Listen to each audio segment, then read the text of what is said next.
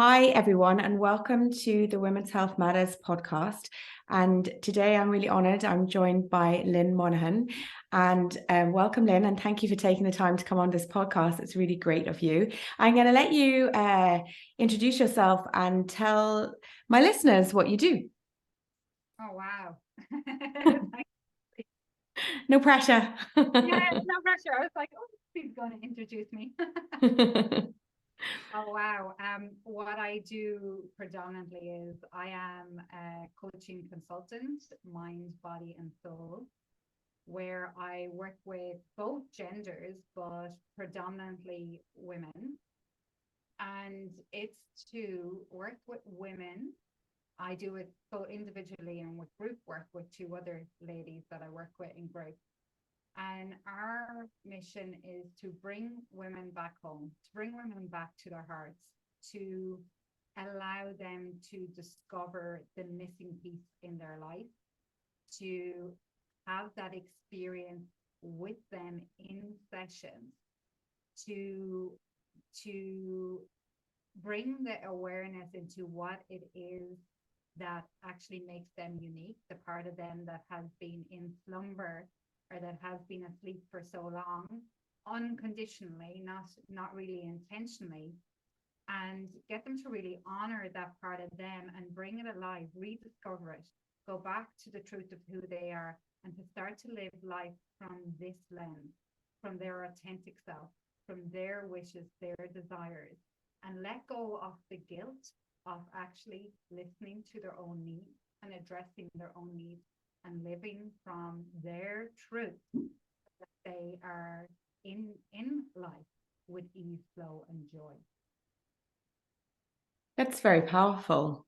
How do women react to this? And men, obviously, because you treat both sexes, but because it can be quite a shock that you've turned off that part without knowing that you've turned that part of yourself off. Yeah.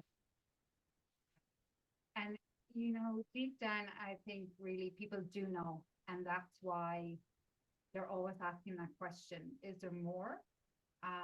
Is this it? Is there something I'm missing? Is this the way that life has to be for the rest of my life? And it's that, like, when people wake up every day with that sense of dread, even if it's a mild form of dread or tiredness or exhaustion or feeling like they're in Groundhog Day or on a Ferris wheel, that is literally your true self knocking from the inside out and saying, you aren't following your heart. You aren't following really what you've been brought here to do. So with all those questions, that's really them knowing that the path that they're on is not the highest form of how they can operate in their day-to-day life. But people aren't really aware of that internal conflict that we get, that frustration and irritability and annoyance and doubt and worry. That's literally the part of you that has been lying dormant for so long, knocking, waiting to get out. So when the awareness comes around that, it's actually really powerful and encouraging and uplifting. Oh, that's what that is. And that actually there's nothing wrong with me. There's nothing needed to be fixed.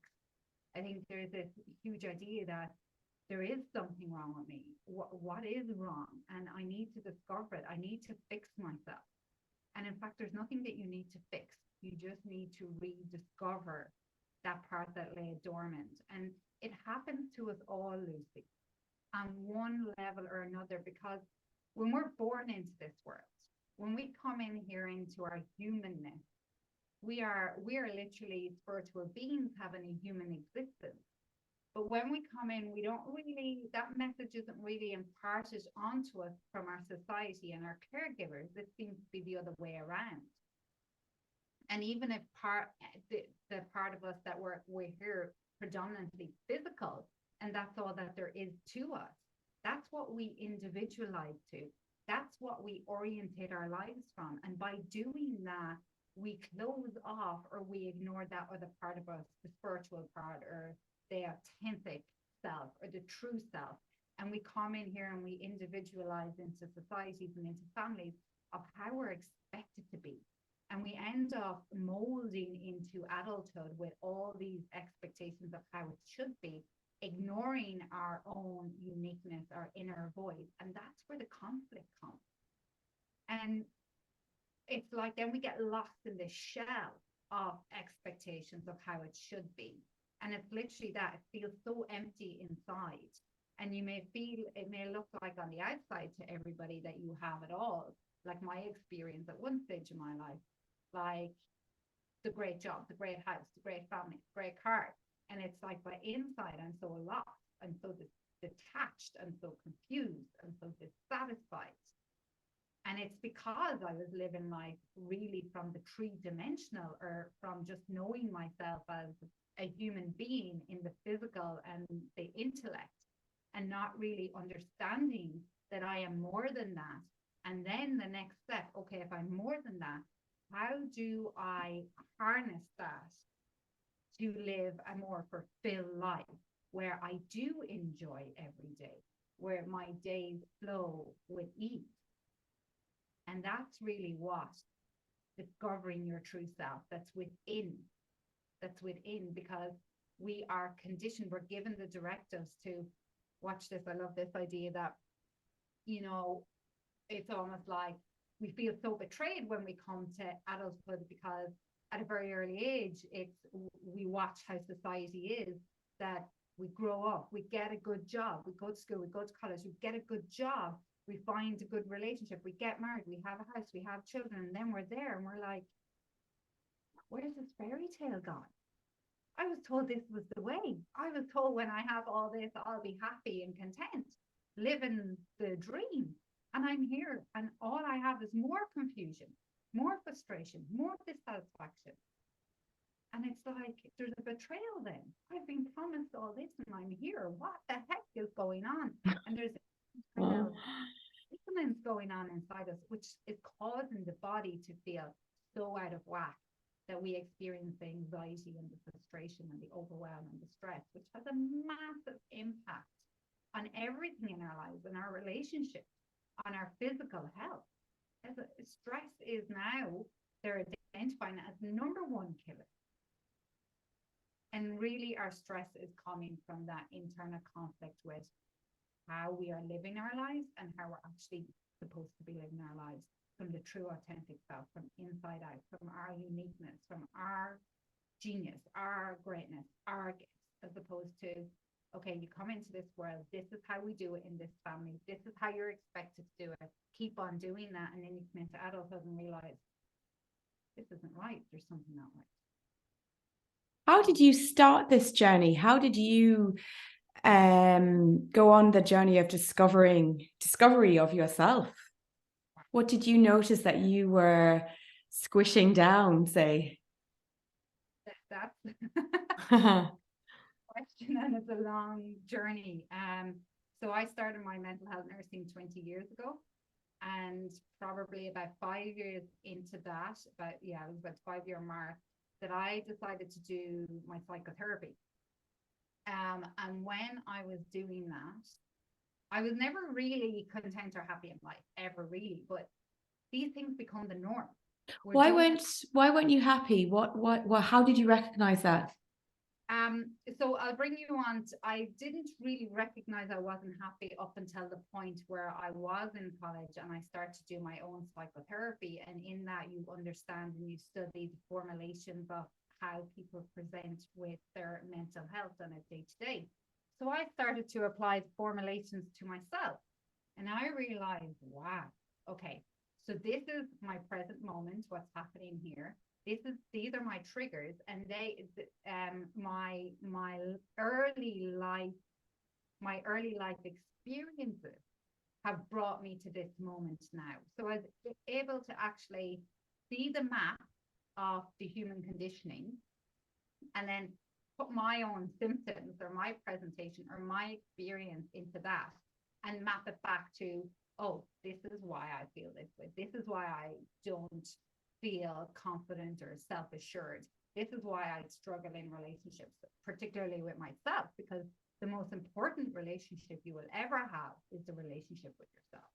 Because if that's unstable or threatened, there's absolutely no way that you can enjoy grounded, stable, true, honest, trustful relationships with other people. So in my formulation, I started to ask questions. So I went through years of various modalities and various treatments, and not necessarily treatments from, I never would ask for help. Okay, so how could a psychotherapist ask for help? Right, that was no way. That was a limiting belief. And that's what kept me stuck, because everybody, I don't care who you are, whether you're the richest man, the poorest man, the beggar man, the thief, it doesn't matter who you are. Everybody needs support. It's part of us being human. Everybody needs that level of support. But for me, I was doing it alone. So I worked as I was working full-time as a nurse, and part-time I was running a holistic clinic. And after my second baby, I had then committed to leaving my full-time job and opening a full-time clinic. And as I was doing that, I was seeking coaching. As a psychotherapist or as a coach? No, as a holistic. So I was in the holistic field. So I was a kinesiologist. Okay. Yeah. So because I was working in the medical model, and there was always something inside of me saying, what are we doing here? There's something missing. So I was always interested in how we can step into being the one in the driving seat when it comes to our health and well-being. I was always interested in that. I was always interested in nutrition. I was always interested in empowering myself. And I was always concerned about how we were disempowering people in the services. So like we have this phenomena called the revolving door phenomena, and that kind of speaks for itself, right? We expect people to come in to just cycle back in. And I used to always question, well, if we're really making an impact on people's lives, why do we even have this phenomena that's in the studies, that's in the literature, that this is what we expect? So I always questioned how I could help people from multiple dimensions outside the medical model.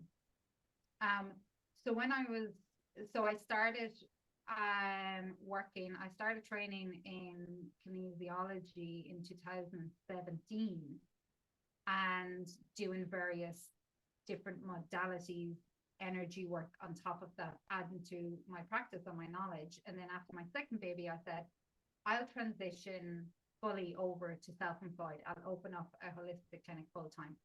And then when I was doing that, I was only after having my second baby, I said, I need somebody to help me to understand the business side of stuff, to do the actual transition, right? Because it may sound easy, but it's not really, particularly if you've come from working in services for years, right? It's a complete different ballgame.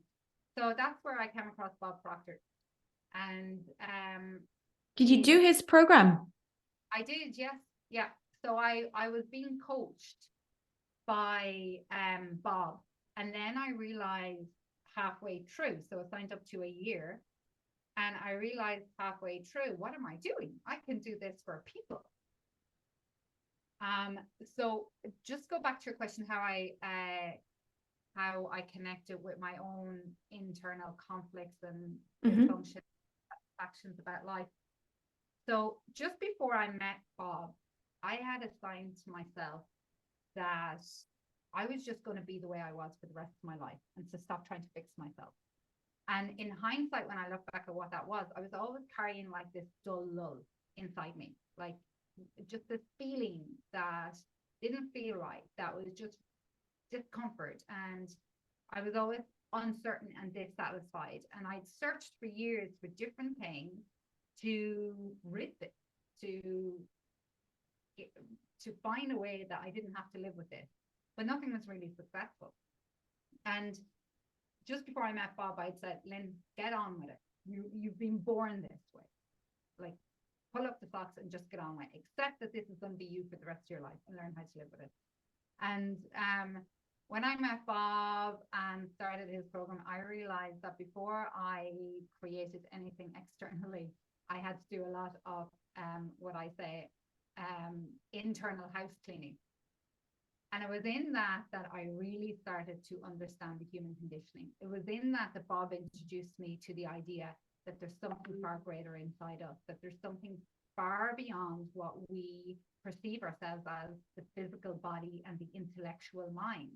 And that was how the whole purpose of why we're here, how we're all individually created for a purpose, and that our genius and our gifts lie within, ready to be activated, ready to be expressed to the world.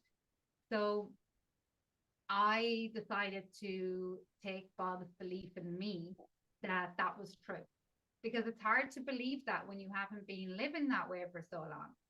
So then I started to do all my own self-development from this perspective, from the belief and the idea that there is something more. There is something bigger and greater than what I've been living my life by the truths and beliefs of how I've been living my life. And when we live just purely on the physical plane, we are denying ourselves of that magic that lies inside every single one of us. And the thing is, it's invisible, okay? But we always have to remember that people are living in fear. People are living in the what if this happens, and what if this doesn't happen, and how will I manage this? And that's invisible as well. So you might as well put your belief in, you're already putting your belief in an invisible aspect or source. You might as well put it in the one, the trust, the faith that there's something bigger. And do that with somebody that you trust, that somebody that's going to have the trust in you until you build it in yourself. That's really poignant. That's really important, because you don't have that initially. Because you've been conditioned into this idea that externally we're driven from the external, and there isn't real grounding, authentic self-belief and self-knowing and self-assurance. It's not there. So it's important to borrow that from somebody else until you start to do the process yourself, and then you start to believe it, you start to see it through bringing yourself through the process. So that was kind of my journey. And now I always say, how I sum it up is the idea that I love every part of me, and my mind, my body, my uniqueness, my greatness, my gifts, my genius, what I have to offer to the world. I now love being around people, connecting with people, where before I would have never put those two words in a sentence. My name and the word love, that was ridiculous. How could you even say you love yourself? That's just crazy stuff. That's the way I used to respond to the idea of self-love, self-acceptance, self-belief, like that. No, it was such a far away concept. But now I understand that as the most fundamental aspect of us having that joy and ease in our life, and then creating it as we want it. It's so fundamental, but we're not taught it. And particularly if we grow up around where there's been emotional absence in families, or if our parents have been emotionally absent or unable to even be emotional, or they didn't experience what it's like to receive that nourishment and that support and that grounding and that love and that connection. Your parents didn't have that. They couldn't have given it to you, and you can't give it to yourself. But that's the internal depths of what it is to really be grounded and happy in life, and then succeed from there. So how, I can hear it in your voice that that belief of love for yourself is truly there. There's, as you said, there's a lot of us out there who don't love ourselves. How can you make that change? What could you start to work on, say, like from right now, that you could start loving a part of yourself? I love that question, because honestly, Lucy, there is no, like, I don't know how to express without being too intense, but there is no way I would have put those two words in a sentence. And now I wouldn't even dream of berating myself or saying other than that about myself. And it really is a process. So I've literally gone from one end of the scale to the next in such a short period of time. That was only 2.5 years ago when I met Bob Proctor. And people might say, oh, that's forever. But when I think about, I have another 50 years on this planet, hopefully, may not, but if I do, that 2.5 years is minuscule. And I would spend 20 years searching for what I have found if I knew that I was going to get it as well. So it is a process, because you've got a part of you that's conditioned into something different. And that part of you, remember, survived that process. So what I mean by that is that our results are determined by a part of our brain called the unconscious. Everything that we do is, or 98 to 98%, 96 to 98% of what we do is habitual. And it comes from that part of the brain that has been programmed, where instructions went in at a certain point in time. And then you are literally on rinse and repeat in your adulthood based on those instructions. Now, the part of the brain that's operating off those instructions, its only agenda is to keep you alive. So it literally says, you survived that information, and we're going to keep on repeating the same in your life because it was survivable. Now, what true change, internal change means is that you teach that part of the brain how you want it to be. And we have to respect that part of the brain that's going to hold on to that information, because it can't discern. It's not like the conscious mind. It can't discern between what's right or wrong, good or bad. It's just working off instruction. And you have to educate it and allow it to experience what the new experience is, which requires consistent, committed attention to that. So that looks something like, okay, we ask people, what do they want? A lot of people don't know what they want, because let's face it, when we were growing up, it was never about prioritizing what the child wanted. It was all about what the adult perceived to be correct, how you should be in society, how you should be in this family. So by and large, human beings don't even know the answer to that question, but always look at what you don't want. We all know what we don't want. And then what would be the opposite of that? Just pick something that would be the opposite of that. And then what we do is we say, how a person that lives like this, what way do they live their life? What does that look like? And then we start repeating the habits of the new version of us that we desire to be. And human beings are complex. So what's important here is that we understand how to bring all of us into that new practice. It's literally practice, Lucy, right? It's like if we decide that we want to take up a new hobby, a new skill, what do we have to do? We have to find out what that program looks like and start practicing it. And yes, we have to have little ups and downs and falls and bumps and backward steps and forward steps before we actually become proficient in a new skill. And it's the same thing for our psychology. It's no different. That part of the brain that holds the memory, that automates everything, needs to be guided into the new way of being. So going back to your question to begin with, self-love, I always love this one. Start off with the belief or the affirmation, or however you want to put it, self-suggestion, because remember, you're the one that has got to suggest to that new part of the brain of how you want it to be.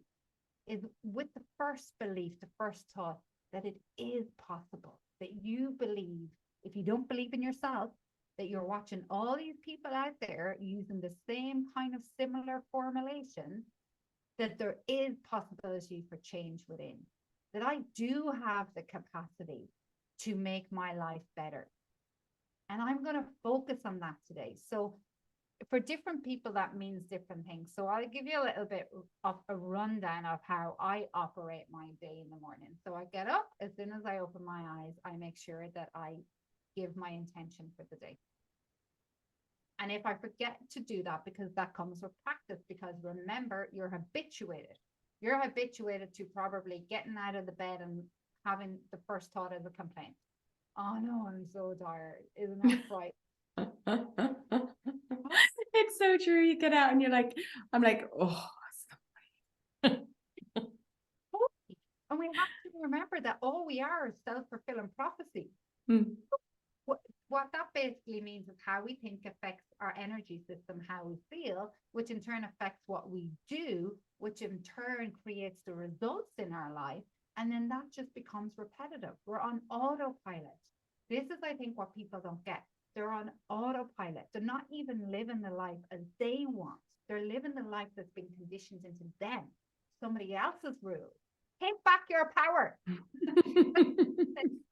You're now an adult. You see, as a child, we didn't have a choice, Lucy. We had to come in. When we come into our human form, the first thing that we want to do is fit in. The first thing that we want is to feel belonging, is to feel love, is to feel connection, is to feel supported. And we don't have an option who's going to give that to us. So if we come into a family that's all disjointed and chaotic, we're going to make ourselves small to fit in, to make sure our basic need is attended to, that we fill up that bucket of belonging, of being held, of being nurtured. And if we're a naughty child, or we're expressing our own individuality and it doesn't match with what's the family, we get criticized for that. And that is not good, because that means you don't belong. And that's our first need as humans. So we will betray our own internal uniqueness, our authenticity, in order to fit into the family system. So there's a really, I love summing this up with this quote, and it's, in a family of thieves, the one that doesn't steal is the guilty one. And this is us. This is the human phenomena. We individualize in here.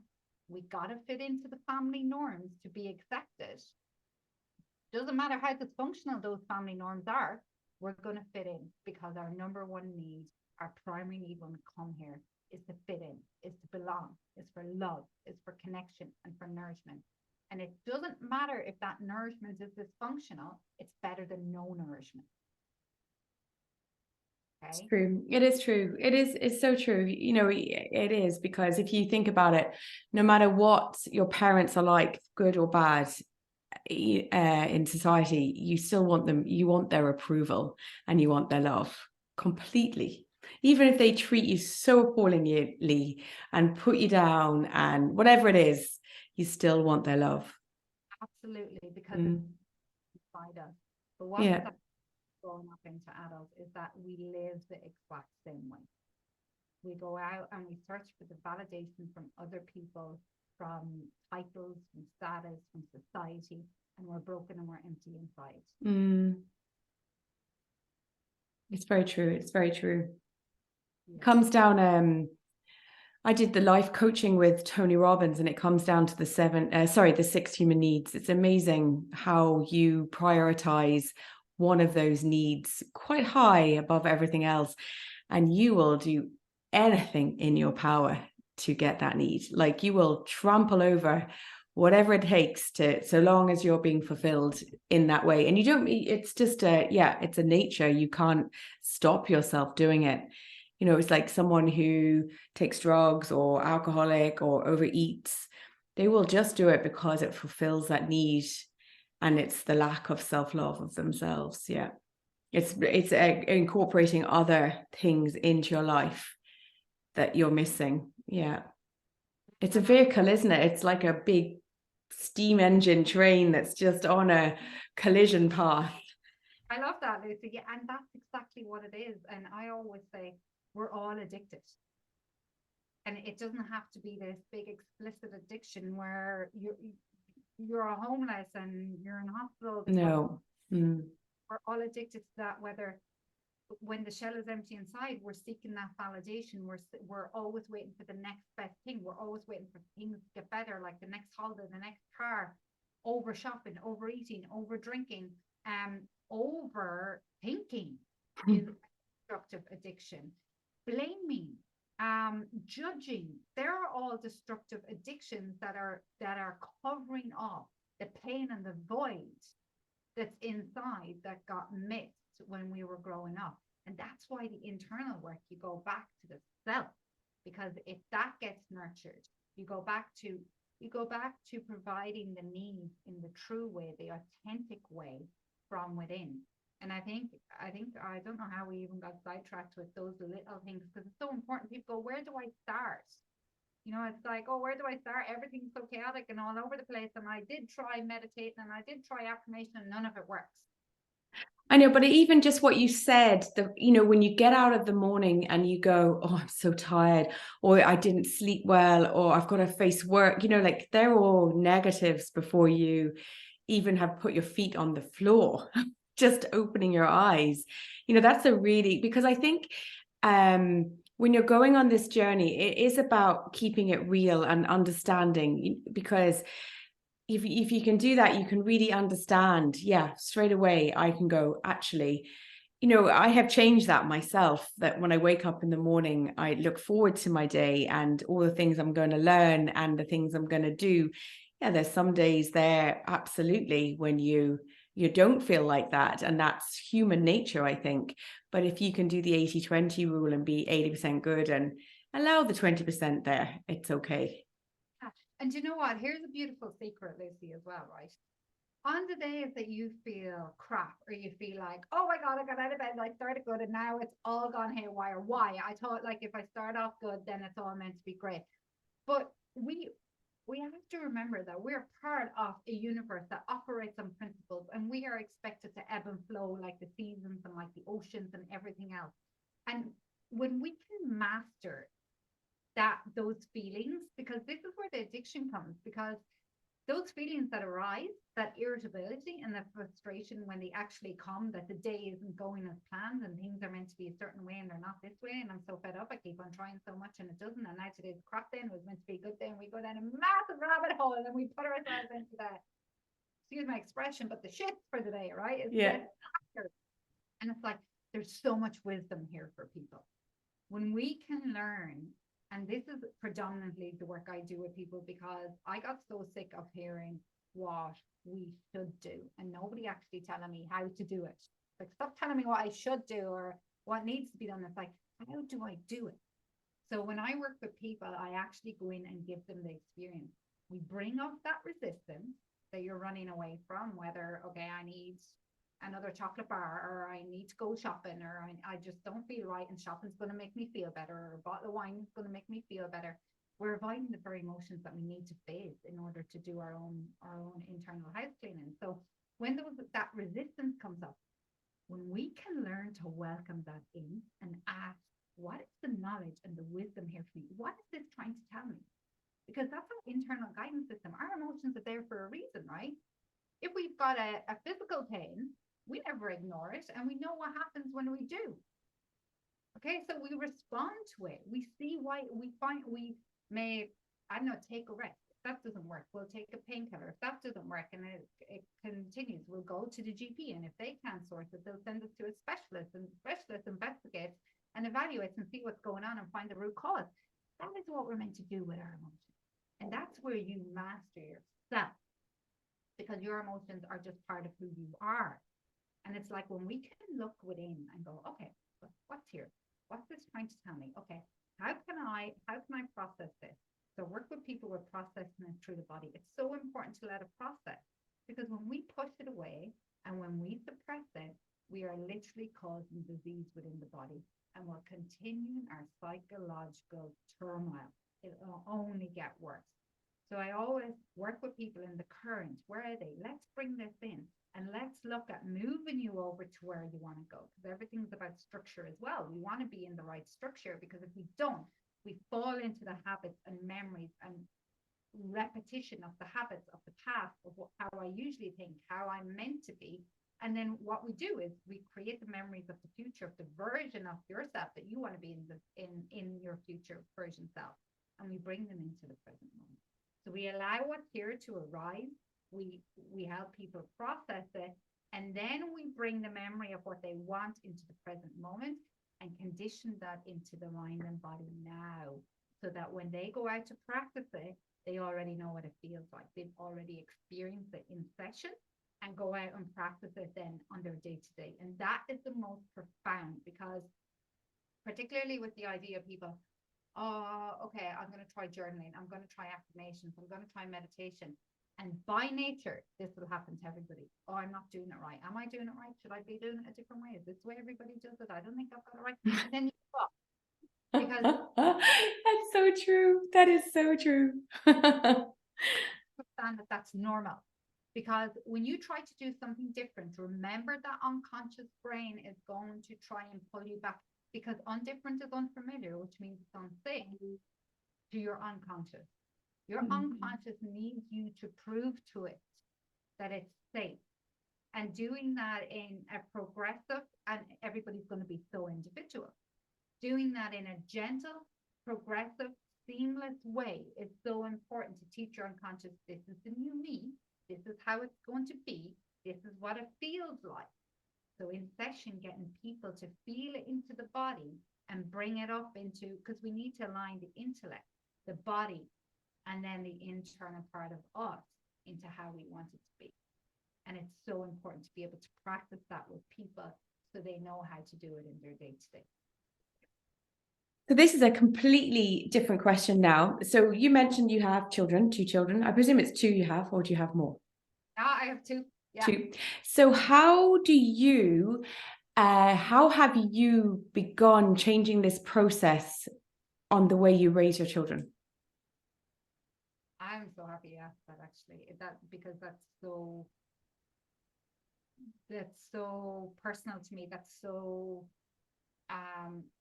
That topic is really deep to me because I had decided, Lucy, that I was never going to have children, and I didn't know why. I just thought that was a decision I was going to make, that I would never have children. It wasn't for me. I didn't want them. In fact, actually, even when one of my sisters, the first grandchild, asked me to be godmother, I was like, no, children aren't for me. That's not my kind of thing.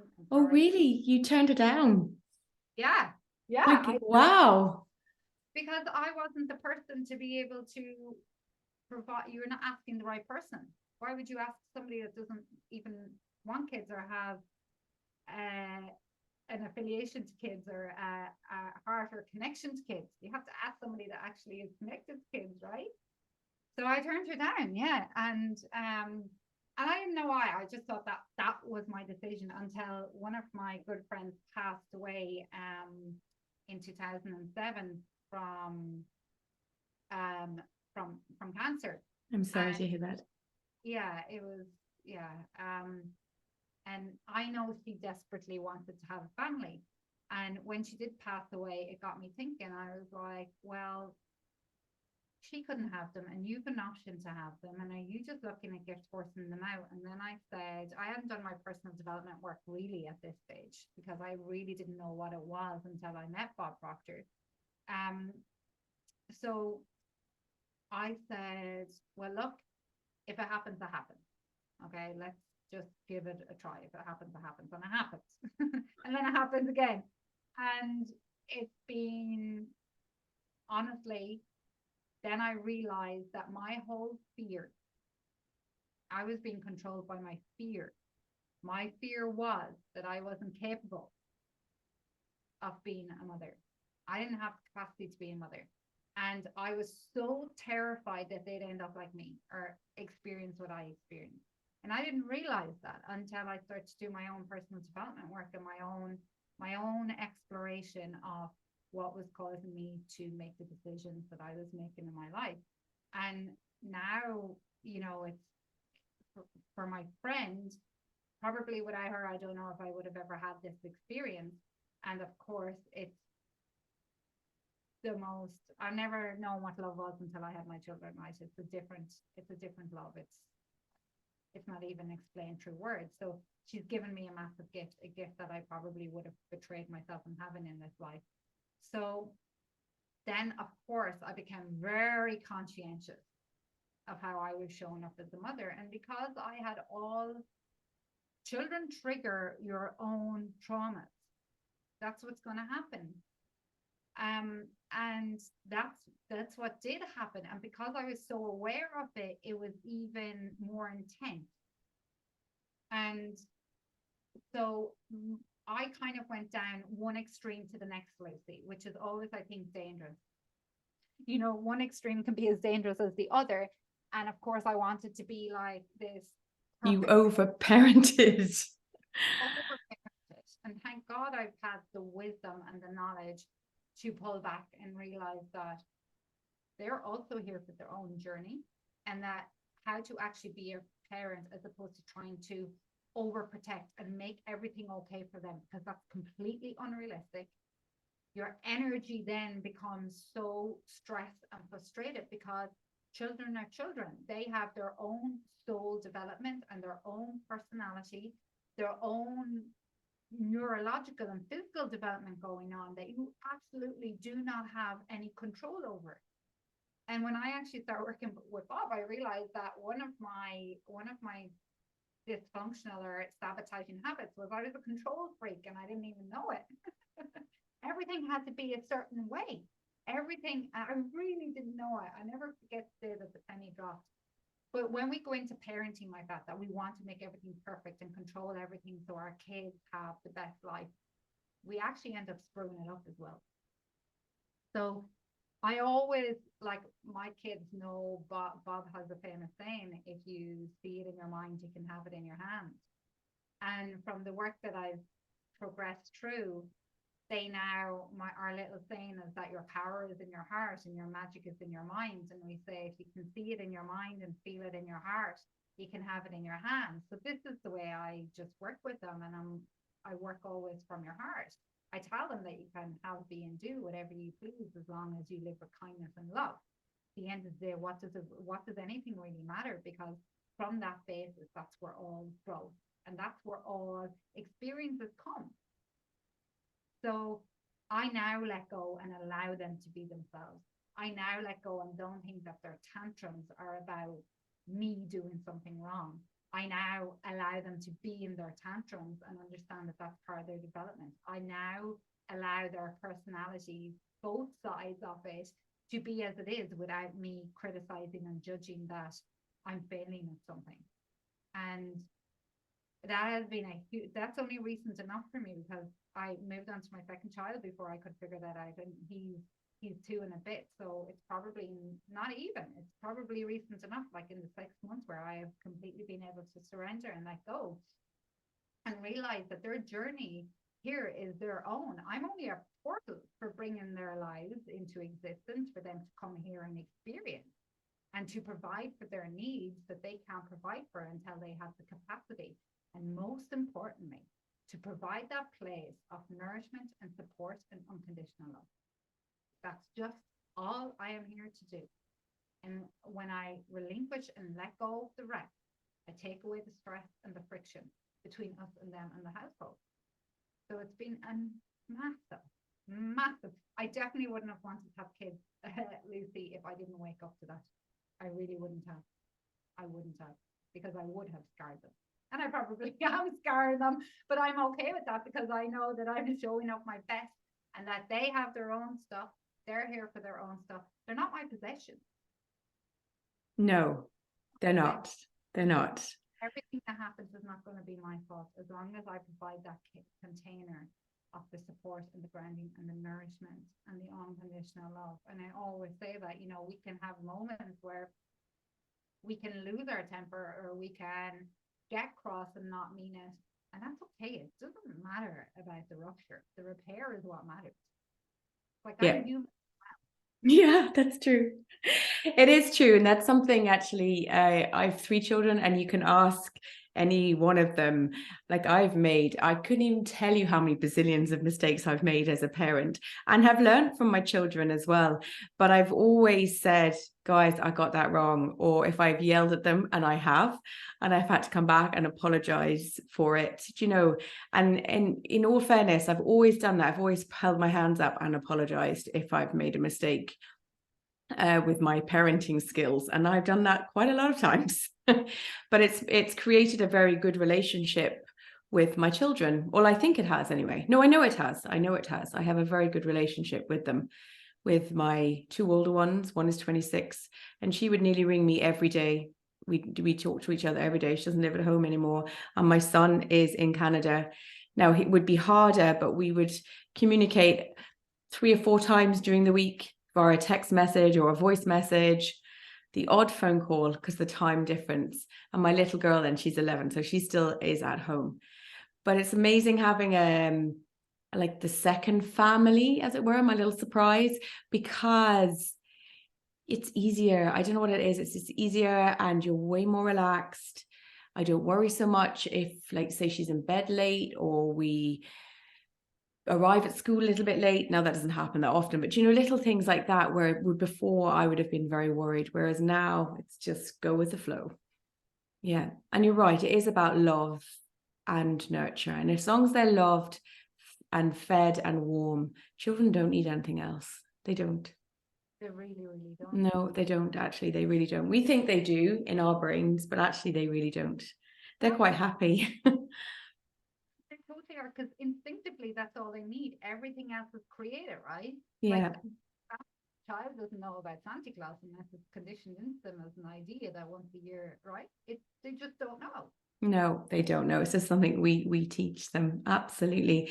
And I want to say thank you for sharing that very deep rooted fear because of making that decision of not wanting children, and then looking underneath to see the real reason for it, which is incredibly powerful.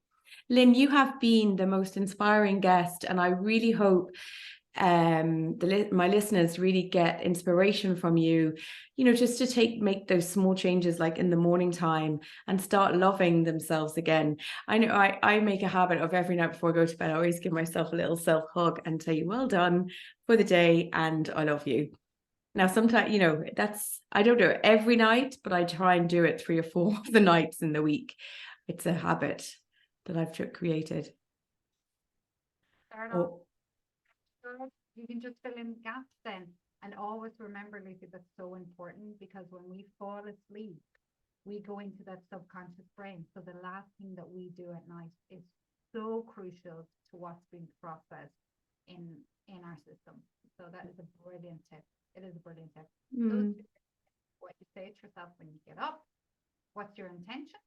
And I often find you can write it on a piece of paper. Get a little, like one of those little whiteboards, and have your affirmation, your self-belief affirmation, because I have to start with that belief in yourself, of your capacity to make the change. And have there, when you open your eyes, it's actually there until you get used to the habit of actually doing it. And literally that, even when you're lying in bed last night, oh, and thank you. And you know what? Even if it was a crappy day, thank you. Because that's where we really learn and grow. Absolutely. That means you're outside your comfort zone. Yeah, absolutely. So I'm going to add in the show notes where if people want to contact you, where they can, but you can just, if you want to mention it here as well. Yeah, I can be contacted on Instagram, LinkedIn, Facebook. Lucy has my links. I'm not sure if my links off by heart.